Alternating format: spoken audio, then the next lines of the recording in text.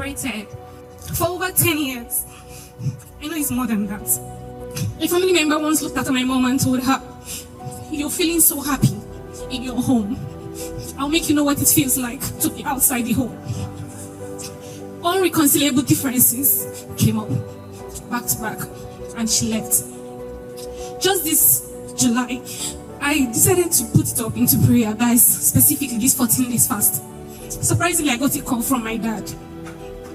"Please, I want you to talk to your mother to come back home."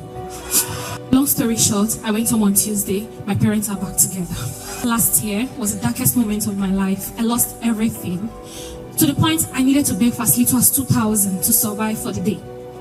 Now, I was applying for jobs as little as even 120,000. Just give me. I'm ready to work. When I work for you, you will know that you have brought somebody to your clinic. So, I wasn't getting any job. Then I woke up and then said, "You saved a lot of money." And I was calm. That was part of the reason why I wasn't having anything at that period. "Why don't you even apply for international jobs?" Now, how do I apply for an international job when I don't even have 10,000 naira to my account? No issue. God will do his ways. Now, in that moment, I decided to join NSPPD back to back, all these problems. And then I was asking myself, I will not go back, because I know that these things are a test on my faith to know if I will stay away from this prayer platform, because I've never been so serious with God until I joined this platform, and I've never missed a day. Now, I just got a message from a woman in Texas, because I make black soap, and she said, "Please, I've been watching your page for a long time. I would like you to make me black soap. I want to sell for my clients in Texas. Just give me a try for 500,000. I said, "I've never sold that quantity like that before for one person." I made that payment. She made the payment.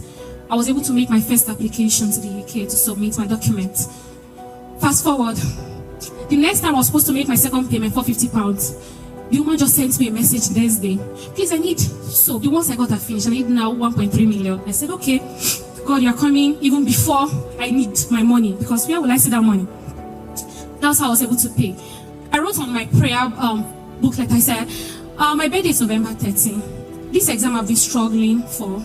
I want to write this exam on before November 9th so that I can celebrate fully well on 13th with my outcome." Even though I knew that the outcome takes 2 weeks, and even the assessment takes 8 months. But see me asking for this in 5 months. I made a prayer today. 2 days after, they sent me a mail. "Will you be available to write your exam or your interview on 9th of November? I said, "Okay." For them to give me 9th of November, and I wrote it on my prayer booklet on NSP in the morning when Papa said, "Put a date to what you want. I will pass this exam. Nothing will stop me."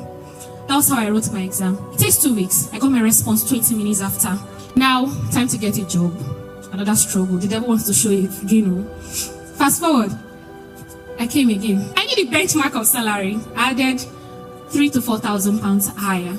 I knew that this was the benchmark. I said, I want to get salary 3,000 to 4,000 pounds higher than what they are paying people. And then I was getting interviews. The directors would be like, "We can't pay you that money." I said, "No problem." My colleagues are like, "Just accept now." I said, "No, don't tell me that. I know what I told God on this altar. I have never asked for anything on this altar that he didn't do." Casually, I got an interview, not even prepared. And I was expecting clinical questions, see me reading back to back. The man just said, "Okay, why do you want to come to the UK?" I said, "Where I'm coming from, I don't want to stay there again." Then the man said, "I saw you've had interviews before, and what happened between?" I said, "I was actually asking for extra pay." I didn't want to lie about it. And he said, "Okay, I'm going to pay you this amount. That's 5,000, 6,000 pounds higher than what I even wanted." Remember, I don't have money. I need to prepare for my visa now. And I don't have money to do all these things. And then Papa made a declaration in April, first week of April. "I will not put you into a journey or give you a testimony and keep you halfway." 2 days after, the director called me. I was supposed to get college visa, which I'll pay almost 12 million naira. And he called me, said, "Please, we've spoken to our lawyers. Send all your documents to them. They are going to sponsor your visa." That one thing. Next thing, I wrote, "God, I need flight money." And one day I was just gisting, my friend was like, "How much is that your flight ticket again?" I said, "As of today," that was on Friday. It's around 1.2 million. I'm talking about Qatar Airways, so we're not going to British now. And he said, okay, check your account. I have just paid your flight money. I called the director. I said, sir, now that I'm coming, I don't have accommodation. Oh, where am I going to stay?